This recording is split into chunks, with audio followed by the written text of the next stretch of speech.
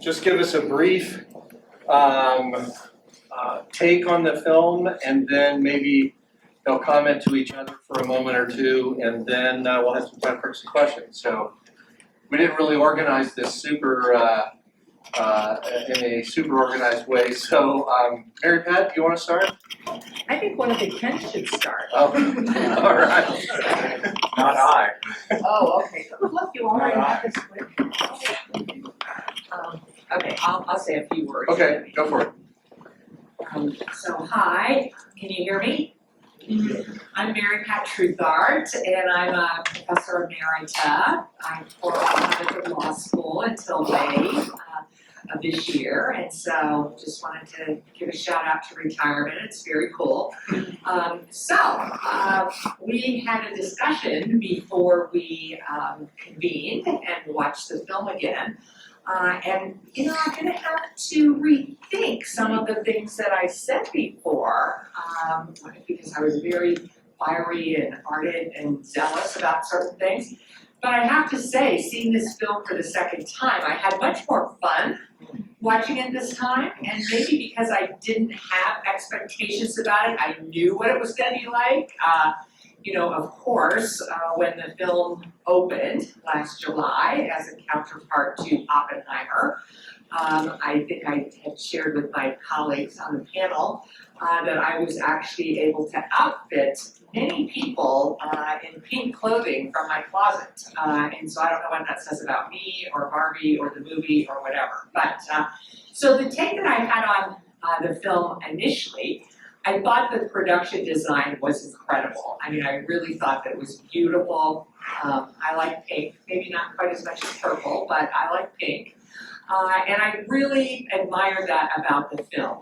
I also thought that maybe we should have stayed in Barbie land a little longer, because I thought there were a lot of backstories about the Barbies that could have been examined. And we had a lot more diversity than maybe, I mean, there was a slow rollout in the real Barbie world.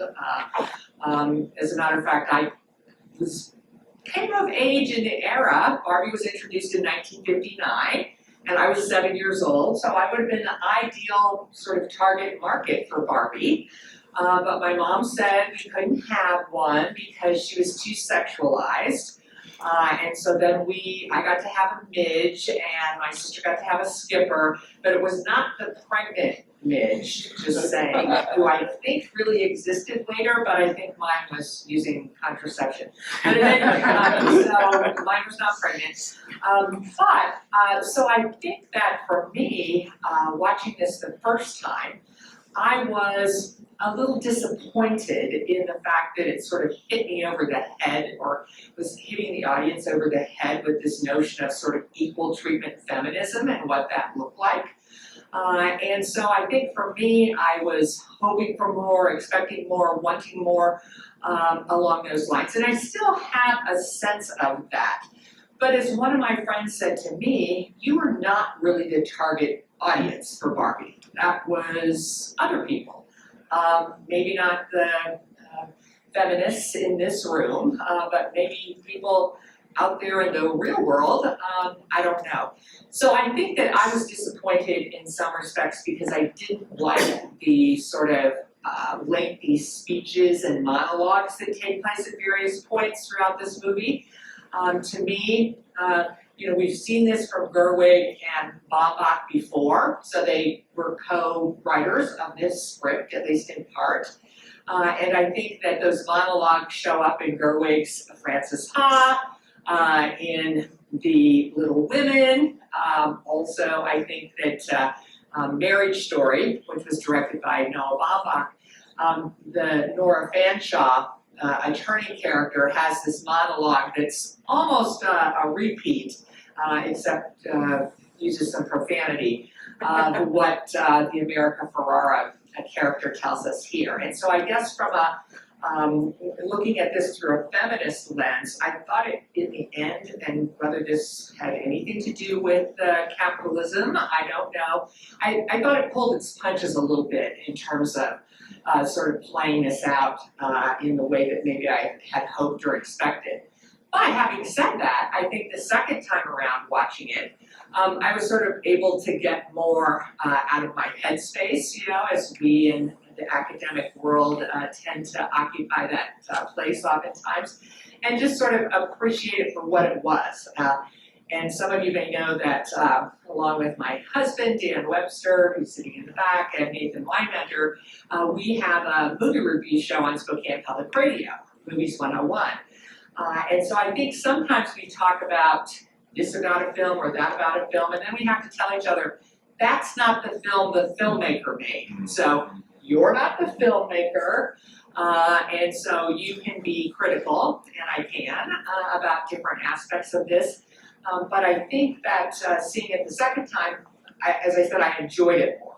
I think the first time I appreciated things about it, but maybe not to the extent that I did watching it this time in terms of a fun exercise. I still struggle a little bit with the sort of representation of men, women. I mean, we do have a trans woman as part of the cast here.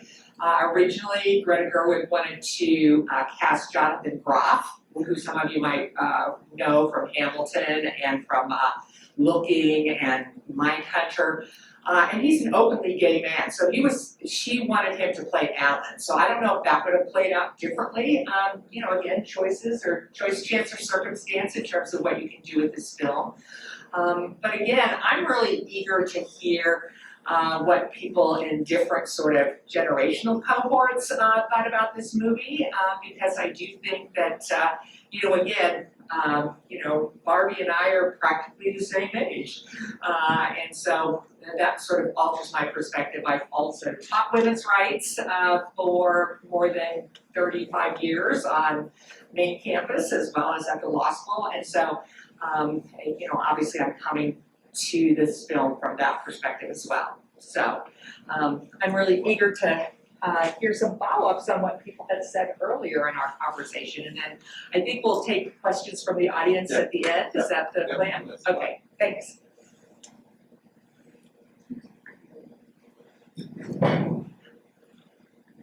I think Mary, Pat, and I have a lot in common in this, although I do think I am the target audience, like that Pride and Prejudice, BBC, straight down the line, that right to my heart right there. And I like murder shows, just so. Greta Gerwig is younger than me, but I think our feminism, our very white, privileged feminism, which I probably share a lot in common with her, is what we get a lot in here. I try to work hard to not be limited by my experiences and to appreciate that my experience of being a woman is very different from a trans woman, is very different from a woman of color, and so I've worked hard to expand it. So I came in with a lot of this same kind of, I was a little disappointed when I first saw it. I really like it. I enjoy this movie. Like, if this comes on the TV, I will watch it. Like, it's one of those movies. But when I think about what it's doing, I also wanted more. But that's sort of what led me to my remarks for today. I kind of just thought a lot about compromise. Film is collaborative, and therefore there's an awful lot of players that come into it.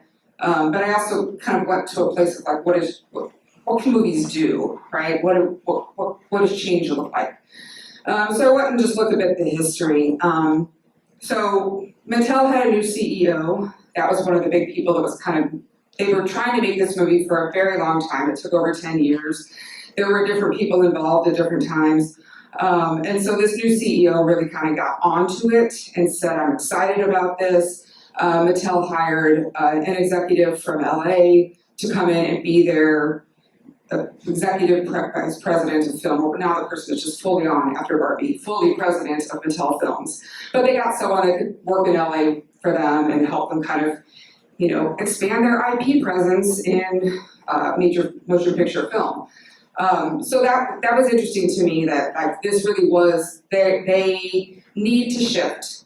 The toy market, right, is very different now. Toys R Us, gone. And so with what they've built, they want to expand into these other, you know, kind of cross-platform areas so they can, you know, exploit their IP repeatedly, which is, you know, kind of a new frontier for them. But that, because Mattel drove so much of this, it is on the screen, right? He has a chance. Well, first of all, you cast Will Ferrell. You get everything that he's done. Most prominently here, Elf, right? All of that goodwill comes into this. That star power brings all of that and makes this CEO downright cuddly. And let's be clear at the end, he is not giving up his title of CEO. He's not offering our human main female character a better job. He listens to her idea, says no, someone says we'll make money, okay, fine. There's no change in her stature or status within this company or anything like that. When he gets his moments when they say, hey, the Ken stuff is selling, he's like, no, it's about girls, right? Well, of course, that's a bunch of hooey, right? It is about the bottom line. That's what capitalism is. You want to make good products, you want to sell them, you want to make money, that's sort of the thing. So that's a compromise, right? We have to kind of have Mattel here, we can poke a little fun. And the person they hired from LA was like, you guys are really just gonna have to sit tight. Parts of this are gonna be uncomfortable and you're just gonna have to handle it. When I think about how this movie, like the chances it does take and whatnot, Warner Brothers had a whole merger with Discovery took over Warner Brothers. And that happened in 2022, and this movie comes out in 2023. So it's very interesting that in Warner Brothers' role as another key player here, and there's some quotes that one of the executives in charge of film at Warner Brothers told Greta Gerwig, I would have never approved this amount of money for this film. Like, there was hesitations all over the place. But because of this merger, because Aslan was taking over and all of these various things, it seems like Mattel was a stronger presence in kind of orienting this film, which, maybe that's where we get some of Greta Gerwig's kind of indie spirit here.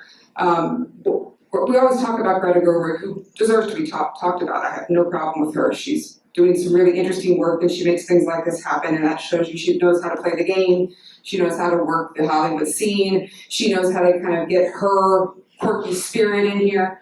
But Margot Robbie is so important to Barbie. It's her production company that really brought this to Mattel. She was kind of the key. And it bothers me that Margot Robbie doesn't get talked about as much in relation to this. So if we're going to talk about feminism and our worries about that, we need to look at this exceptional businesswoman who really was kind of the key to kind of putting this together. It's what producers do. They package these things and they bring it to someone and say, here, it's ready made for you. She wanted Gerwig. And so there's some interesting kind of allisions that are happening, even how we talk about this movie. And I think that's sort of, when we think about the limits of feminism within this Hollywood space, that would probably be one of them. Not to mention how often female directors don't get the big movies. Female executives get only so far, and just above and below the line, having more women present, it would really help a lot. There's more I could say, but on with toxic masculinity, because watching it the second time, that really was, the executives at Mattel here are basically just another group of Kens, which means they're adorable. So that's interesting how much it echoes everything with the Kens when we get into that boardroom.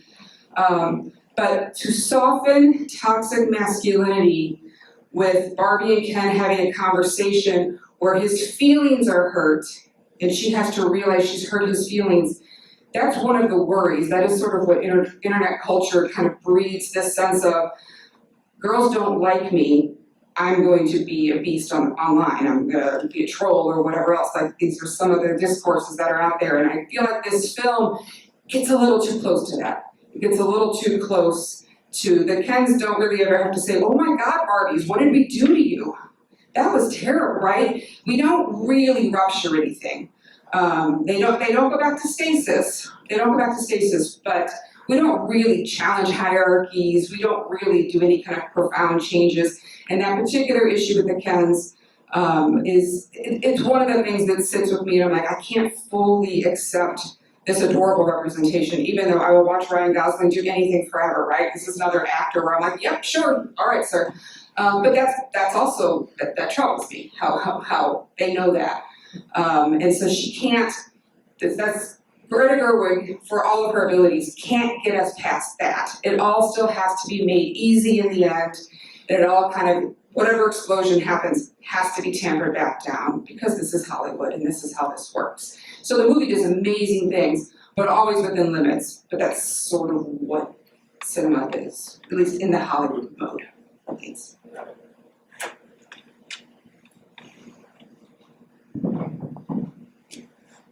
Is that on? Yes, it's on. Yes, it's yeah, thank you, Mary Pat and Karen for those.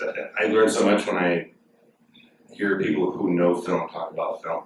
And I don't really know film very well. What I know is I'm a theologian, so I teach in the Department of Religious Studies. And one of the things that I really focus on in my teaching is interiority in the human experience of self-discovery and the move towards some sort of a self appropriation and conversion and transformation. So I teach that very frequently through Augustine's Confessions, this sort of classic text that is one of the first explorations of human interiority that we have a substantial record of, somebody just kind of narrating their own experience. And so this is I think my third time through this film, which I find it seems funnier each time I see it, and the music choices are hilarious. I'm of that age when Indigo Girls were frequently played at parties in college, and people were having self-discovery moments to Indigo Girls. So that's yeah, there's many reminiscences, but the question that comes to mind or that sort of stands out to me is what makes you you? What makes you you? And I think it's a thought-provoking presentation of that kind of a question through this device. So the device is doing all kinds of other things as well, certainly to do with relationships between men and women, certainly to do with patriarchy. The mirroring of corporate culture and Barbie land is really hilarious. The fact that these are these Kens that are Kens with teeth, corporate teeth. They're cuddly but vicious. So there's all those layers to it. So my perspective is perhaps a bit more general. That the story has to do with the human condition writ large, and that the fundamental quest of human being is to earn your own death. That what we are beings that are aware of our own limitation, ultimately our own finitude. And so if we are going to take ourselves in hand and become what we are, if we're going to answer the question, who are you? It has a lot to do with earning your own death. This is something that comes up, of course, in Augustine's Confessions. The other thing that I think is interesting watching this film and thinking it through in conversation with Augustine, conversations with Augustine are happening in my mind all the time. I'm weird like that. But I think he's pretty convinced that all men are monsters. So I think Augustine would see very clearly the Kens for what they are. Shallow, needy, right? Augustine's big problem is his own neediness, right? People say that Augustine is obsessed with sex. I don't think that's actually a correct reading.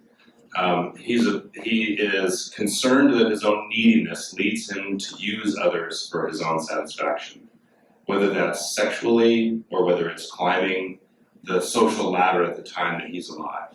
He will step on people, he will lie, he will cheat, he will steal in order to get where he needs to get. And so I think the presentation of the Kens there is something that Augustine would resonate with, because he sees at the core of human dysfunction what he calls a desire to dominate, a libido dominandi. And so you would just call it in a theological context, you would just call that sin. That's weighted with other connotations. So the desire to dominate. And so what we see here in one way, one sense, is that the Kens and the main Ken, Ryan Gosling's character, presents jealousy early on in the film. And so part of the process that leads to the emergence of the Kendom is this interior experience of rivalry for attention, right? Ken is just sort of a needy, pathetic attention seeker who thinks he's in love with Barbie, but he doesn't even know what love really is. He's in love with himself, and he needs the exterior affirmation of himself in order to feel okay. Now, that happens a lot, my friends, to a lot of us, especially developmentally, as we move through different phases in life. So I kind of read the movie as a coming of age story through these different phases, the different chapters in the film. And so toward the conclusion then, the question of who am I? Who will I become? And this statement that Barbie has, I think the culminating statement, I want to be part of the people that make meaning. Because that's the way you earn your death, is by making meaning. And so her acceptance of the limitation of death comes after that self-discovery that what is most valuable in human experience is the ability to make meaning. And so that I think is sort of like, for me, the thing that I take away from the film is this quest for appropriating one's interiority such that one can be a meaning maker and leave behind a legacy of meaning.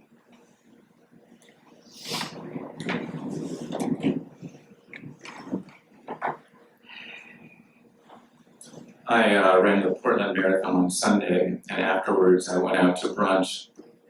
And as the hostess was taking me to my table, I told her I had run the marathon. She said, "Oh, our assistant manager's out there running it right now." I said, "He is, that's cool." She said, "She, actually." I had seen Barbie the night before. Says a lot right there. Roger Ebert says that it's not what a movie is about. It's how it is about it. And for Barbie, the how is silliness, goofiness. Greta Gerwig calls it anarchic and crazy. To say silly or goofy is not to say it's not serious. After all, jokes are made about fascism and Proust. Lucien, Thomas More, Swift, and Twain use silliness to address serious issues. So does Gerwig. The silliness lowers our defenses so that we might have ears to hear and eyes to see. Gerwig says, with the layers of irony and cynicism, you end up with something that feels like sincerity. Gerwig, again, it's artifice that almost becomes more real in its fakeness. And as Guillermo del Toro reminds us, fantasy is not an escape from reality, but a way of deciphering or decoding reality. Thoughts of death catalyze Barbie's journey. You guys ever think about dying? She asks, stopping the music in the entire movie. She speaks the unspeakable, the unnameable in Harry Potter's Voldemort, which means flight from death. In his 73 Pulitzer Prize winning book, Denial of Death, Ernest Becker argued that the primary neurosis affecting our culture was our fear of death. When we proclaim a gospel of success, death is the great taboo.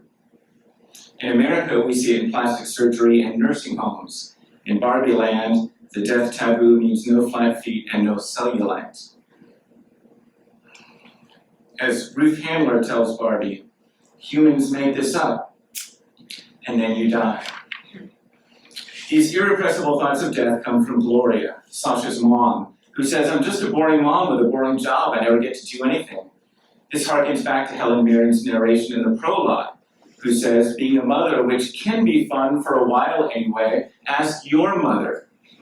Barbie, co-written by Gerwig, a mother of two, a mother of one at the time when she co-wrote it during the pandemic.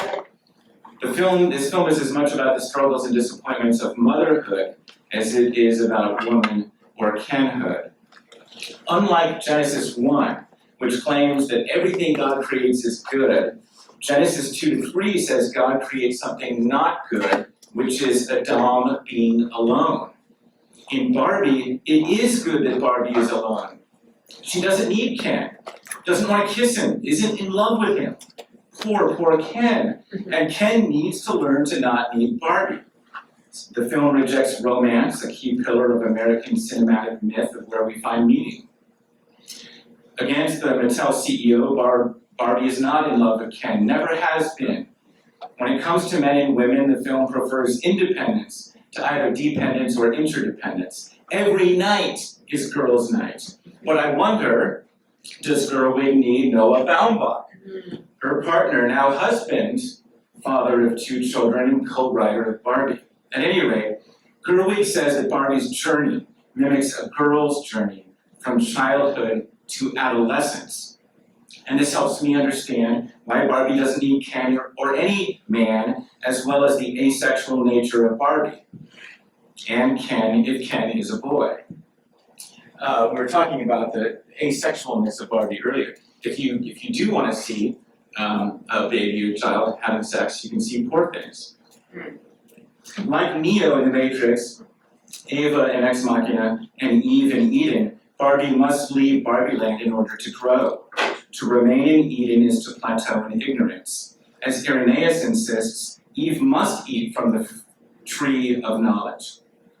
As in Alex Garland's Ex Machina, the woman needs to leave Eden for her growth and journey to the real world. She also needs to do so without the man, without any man.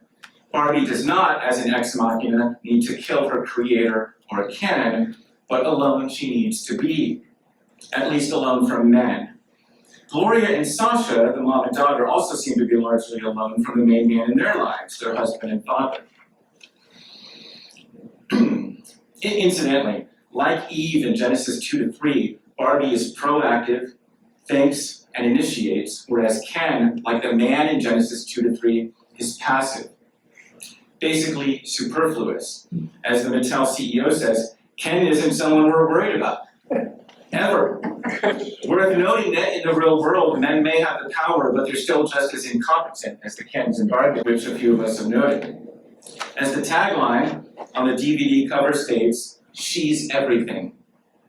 He's just Ken.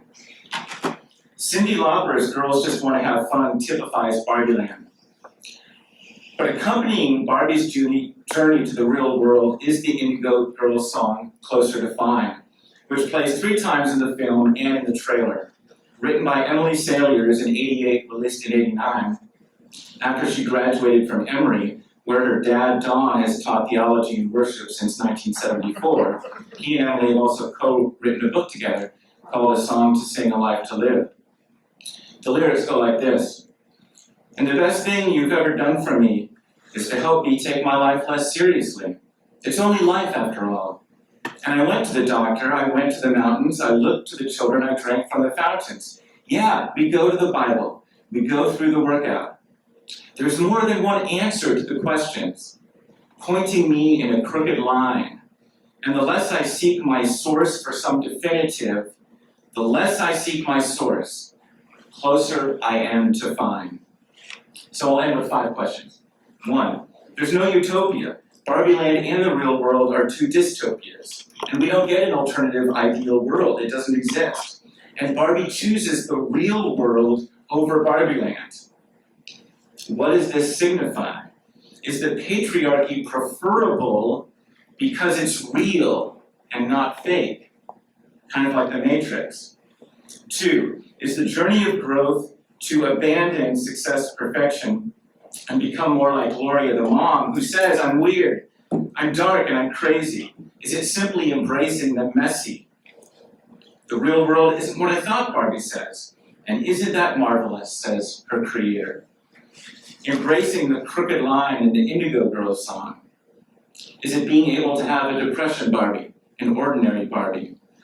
Being able to call an old woman on a bench beautiful, who in Barbie Land wouldn't be beautiful, let alone exist.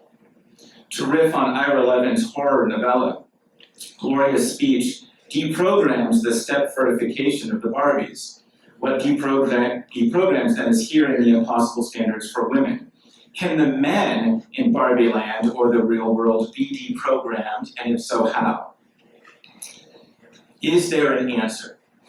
Gerwig says, I don't have an escape plan to get out of the bigger box, but it felt important to keep turning it back on itself.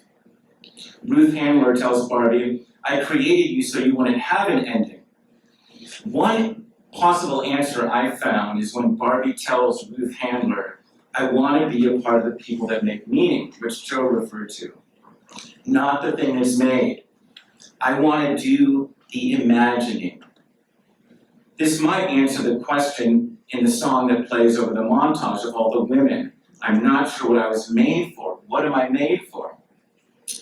Like Genesis 1, Barbie, I think, wants to live into God's image by doing the one thing God does in Genesis 1, which is create. And in this way, Barbie's desire is to become like Greta Gerwig herself, a woman who embodies God's image in her creative work. Finally, I really want to understand the meaning of the final line. I'm here to see my gynecologist, which Barbie declares like Adam and Eve with their nakedness in Genesis 2 with no shame. Gerwig says about this line, it's so utterly sincere and silly at the same time. Is Barbie's final line here a shift from an asexual childhood to a sexual adolescence? And if so, what might this mean for her and a sexual connection to other Kens or Barbies? Will she now need other Kens or Barbies?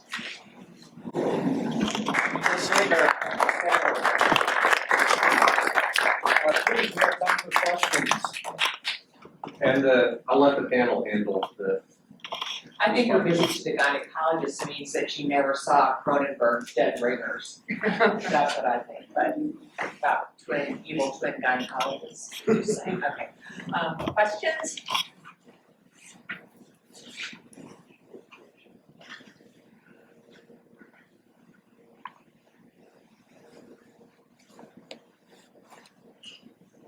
Please, don't be bashful.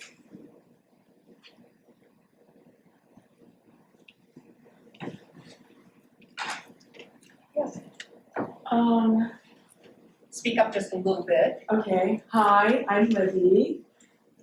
I think about when this movie first came out, I don't know if you guys saw, I feel like it was kind of like a trend on TikTok for girls like brought their boyfriends to see the Barbie movie and like they would talk about how like their boyfriends got mad or like offended that they like brought them to the Barbie movie.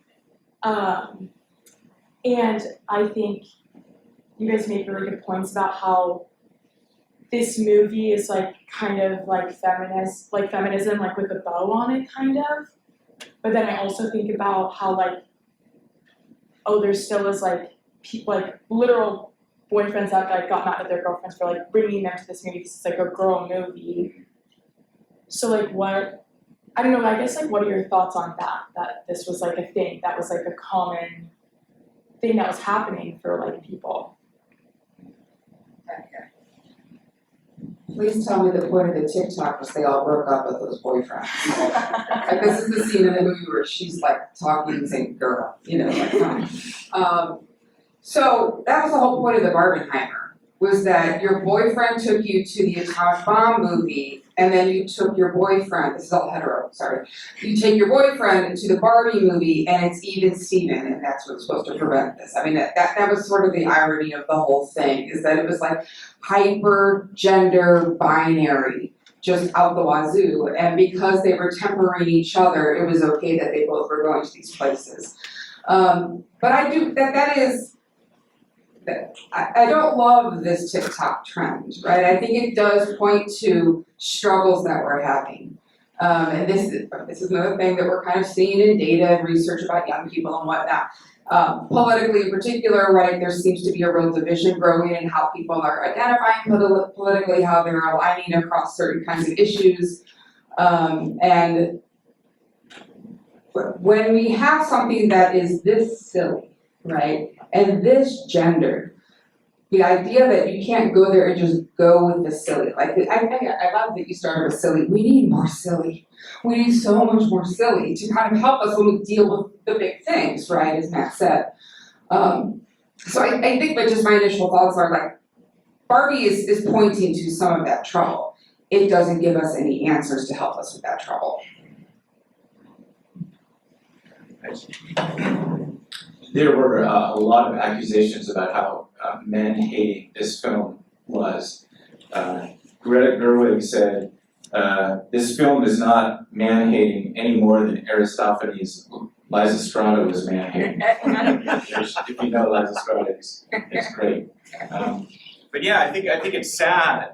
I think it speaks to the fragility that Ken sang about, the blonde fragility that men were so fragile to take this as an assault on themselves.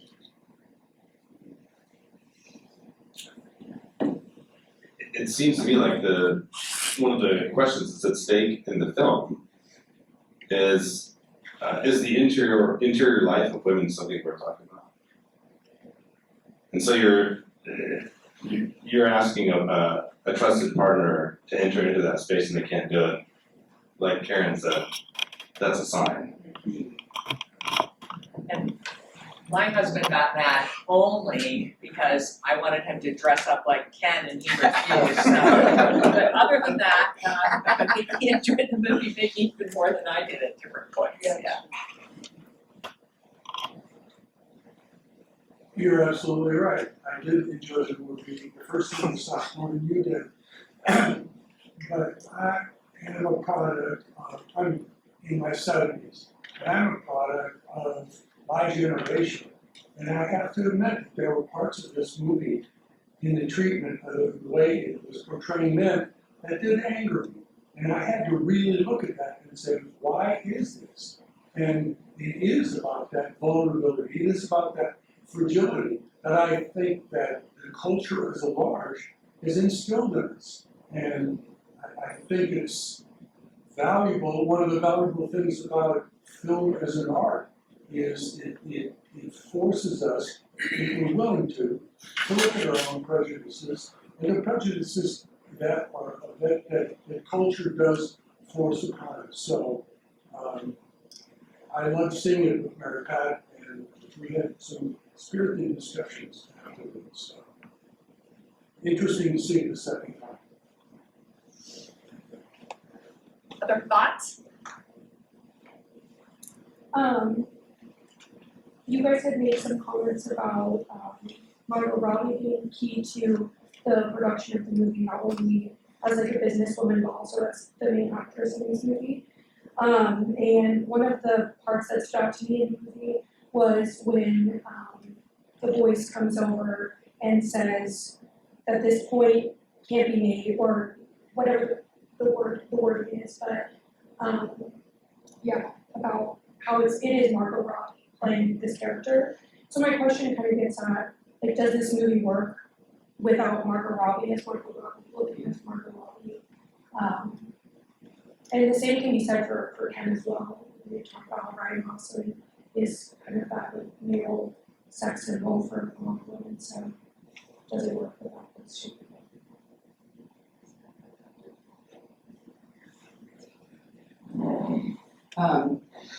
So I would actually go to, the first thing I would say is, what does it mean to be pretty? Who decides?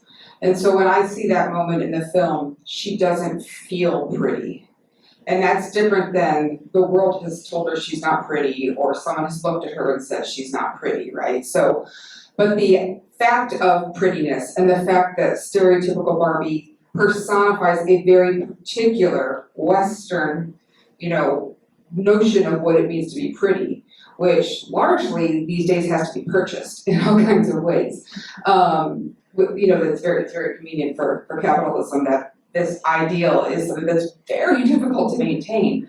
One of the things we talked about earlier is that historically, fertility was a form of worship, and the female body in its most curvaceous appearances was actually really valued, right? And of course, that went away at certain points, I think. Once food was no longer scarce, it's kind of interesting that it went that way.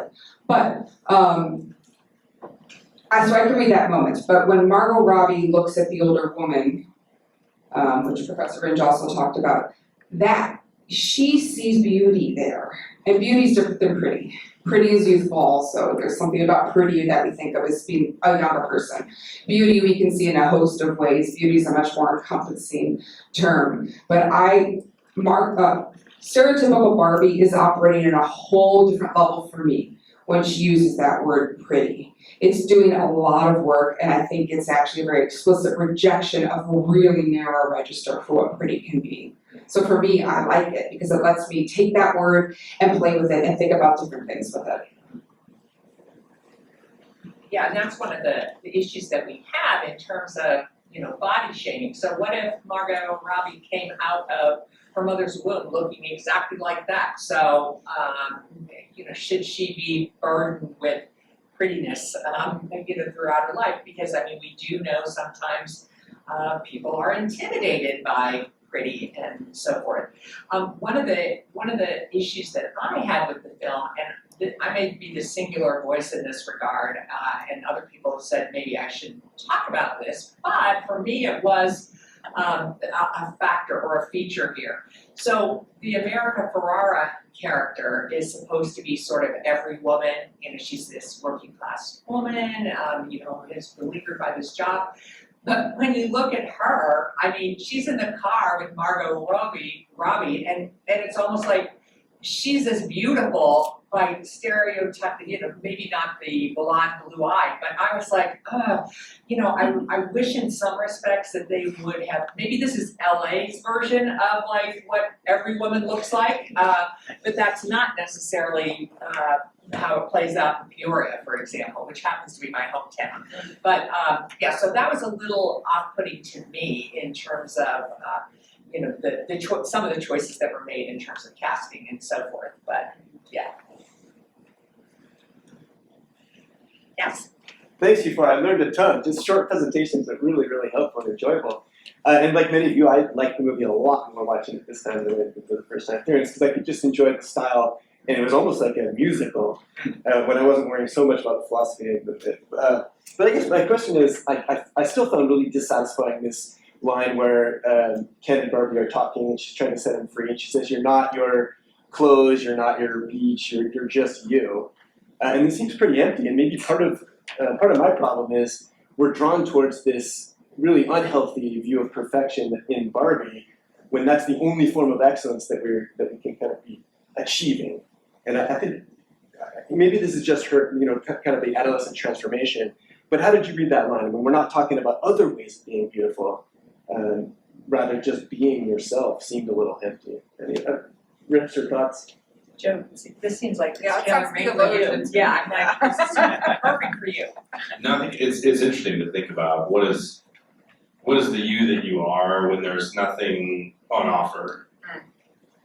And that's never actually the case, right? The thing that we do as human beings is we consistently try on a series of identities and then we die. Maybe it's more complicated than that. But over the course of your life, right, you're living into these different contexts that are emergent, and you can't really control them from the outside. But I hear what you're saying in terms of there doesn't seem to be an articulation of a way of being in the world, except for the sort of creative work that Matt pointed to, that line that both of us grabbed onto. But certainly one of the other Augustinian elements that I mentioned earlier is this consistent disconnect between the exterior and the interior. And so that scene for me is clarifying in the sense that what she's trying to get across is none of the exterior stuff matters. The journey of self-discovery is actually the way to God for Augustine. And God is not a thing out there in the universe that you go find. It's the interior journey that leads to ultimately the self-realization of what you are for. What is the creative work that you will do? But it's not articulated. So I get the ambiguity within that scene. But that's kind of how I was reading, was the interior move away from exterior sort of ways of constructing yourself. Yeah. If I can ask a question, I was wondering, the movie, of course, centers mother-daughter relationships, and I guess we could call it a kind of dream sequence when Barbie's holding Ruth's hands, is all about mothers and daughters. It's about girls growing up, and I don't know, I guess maybe I'm projecting that because it's mostly little girls, but I'm thinking that I wonder if Gerwig's intent is the movies are the mother looking at that daughter that means so much to her. And I think that may give us a clue to she's visiting her gynecologist at the end of the film. Because I agree, Dan, that the movie, if it is kind of an existential quest, a lot of people have read the film as a kind of existential quest. But if it really is just find you and be satisfied with you, I think that's actually that underreads the film and the way the film. It does not, as you pointed out, Matt, it does not center romantic love. Even though the American Ferrara character is married, he just is there. He's like part of the furniture, and he's nice and a little goofy, right? Doing his Duolingo. But clearly there's something about mothers and daughters. That's really what Gerwig seems to want to emphasize. I feel compelled to speak because I hate that montage deeply and passionately. And watching it again, I still hate it. So I'm a mother of two, so I read this film as the daughter looking at the mother. Like she's seen her mother in a new way and she's getting to know her mother. Like she says to her, you always act like you're not these things. And of course, those are the things the daughter is also. So like there's some complexity to the little bit of dialogue we get. With this relationship does not get fleshed out much. I would love so much more of American Ferrara's character. I'd be fine with it being her story and Barbie is the thing that motivates her. So putting too much on Barbie because she is this cipher, this empty vessel. I think it's where the film gets to these difficult spaces where they have this very rich, compelling woman right there, and she's the thing that motivates Barbie, right? It's backwards for me, but that's the movie I would write. This is not my movie, so you know. But that sequence, I don't get it. I don't get what she's saying yes to. And what I thought in here was, I would like this in my class when we play with editing. This is what we should do. The students should redo that montage, just with found stuff, and give Barbie a reason to get to yes. What a fun exercise to like figure out what should that be. And it's really, I think, just an excuse for the song. But. And I think those mother-daughter relationships are so freighted and weighted, and maybe I can't look at this objectively because my mother wouldn't let me have a Barbie, so maybe I still carry, 60 years worth of resentment about that. But yeah, there was something about their relationship that just didn't quite work for me. I mean, it was almost as though I needed to see their dance a little bit more, and it's almost as if, it was sort of resolved without some tension or angst, or I don't know, it just didn't feel real to me. And maybe that was a allegory or something for playing with dolls. I would make another comment. I got turned off from this movie from the very first minute because it dissed baby dolls, and I think that baby dolls can have an important role to play in girls' lives. I mean, for example, you might choose never to have a baby after you've had a baby doll. That was just my experience. So I do think that there's a lot to unpack here, but for whatever reason, the mother-daughter thing was a little problematic for me, maybe because they didn't go into it deep enough. Or maybe Gerwig decided we already have too many other movies exploring that particular relationship, and that's not what this movie was about. I don't know. And her first film was all about that. Right. And so she covered a lot of territory. And Little Lady Women. Bird. Yeah, right. There were two things I didn't want my kids to have when they were kids. This was one of them. And the second thing was that I didn't want my daughter to have a Barbie. What about that? And Is she- that okay? It was not. Yeah, so I guess the list was longer. There were a lot of things on that list. But I didn't allow my daughter Sophia to play with Barbies because of all the reasons that Sasha says at the junior high. And now I kind of wonder if that was right for me to do, if I was depriving Sophia of something, and part of it's because the montages. So I actually found all those montages in the film really moving. And that's one of the fascinating things about the way that the same film and scenes can elicit really different responses, on the part of viewers. Well, I think that there was a creativity involved in playing with Barbies or other dolls or action figures or whatever it is. And we talked about some of these things ahead of time. And I think one of the downsides of this was, even though we had weird Barbie, we didn't have beheaded Barbie, which was a common fate for Barbie dolls throughout history. And there was no sexualization. I mean, I think that was sort of kids play with these action figures, with these dolls in these ways, and sort of act things out in an sort of alternative reality, I hope, and so forth. But so I think maybe she is the product. Is she too Thank you. late? Thank you. Too late to get. Thank you so much. Okay. Well, ironically, Sophia would come over and play Barbie at our house. And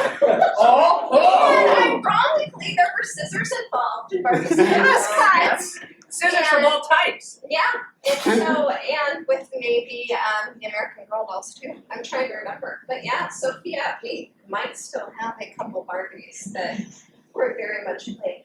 So this is how small this world is, because this is Kirsty here, who is one of Sophia's best friends growing up for years and years and years. Oh, so when you were talking about the dissing baby dolls, you were talking about the reference to a Space Odyssey scene, right? I didn't know, I didn't never thought of that as a diss, because in 2001 A Space Odyssey, that's supposed to be humanity is they're coming from the animal kingdom, and this is humanity. Yeah, we got tools and stuff now. So I thought that was just a funny way of saying they've open onto a new plane of what a woman could be, I guess. But I'm not necessarily disagreeing with what you're saying that they're dissing baby dolls, but. Well, and that's why I think it's so fun to talk about film, and because people can come at this from so many different directions, and we're all seeing the same thing, and as a result, the way that we react to it, even at different times, apparently, can be very different. Yes? And so this will be to some of the stuff that you said about interiority, and also address the TikTok trend of the angry boyfriends. So we see this sort of development of Barbie's sense of interiority, this journey of self-realization. And then with the Barbies who are brainwashed by the arrival of the patriarchy in Barbie Land, the kingdom, that's fixed by the re-realization of who all of these extraordinary women are. I'm a physicist, I'm a novelist, and everything. At the same time, it seems like all of this self-realization has to happen at the expense of another group. And so you talked about men and a man at his core as a dominator. At the same time, the excellence of the women in Barbie Land is realized via their domination of the man and their prohibiting of him from developing his interiority. He has no character. And so that's all it is, self-realization. I'm not making a defense for it would be ridiculous to be angry at my girlfriend for bringing me to a movie. No, I hear what you're saying. The sense, the question of whether or not this is some sort of a zero-sum situation where one person's liberation comes at the expense of another person's oppression. If I'm not sure that that's the case insofar as we're talking about ciphers. And so you could read that allegorically as two interior voices within the experience of women. Not necessarily that there are these because the actual men in the story are doing plenty of dominating. Sure, yeah. And their domination is not under much significant threat. So maybe there's a question there, and this is, your suggestion, Karen, that maybe you rewrite the movie from the perspective of Sasha. Is really interesting to me because I think there is an allegory going on that is about the interior life of the female characters, and that Candace is kind of a joke. It's kind of a cipher. I don't know. I'm a recovering meathead. I was a high school boy at one time, So you're pretty much an idiot at that point, and I'm okay with that. I'm alright recognizing that. And so the process of self-appropriation and conversion, like Augustine goes through, does involve a repudiation of yourself. And it's not necessarily that you're losing power by doing it. You're giving up a false power, the desire to dominate, in order for a real kind of power, which would be, in Augustine's case, to love and to serve others and God. But in order to do that, you have to shed the other thing. We've gone a good bit over when we said we were gonna finish, but let's thank our panel again.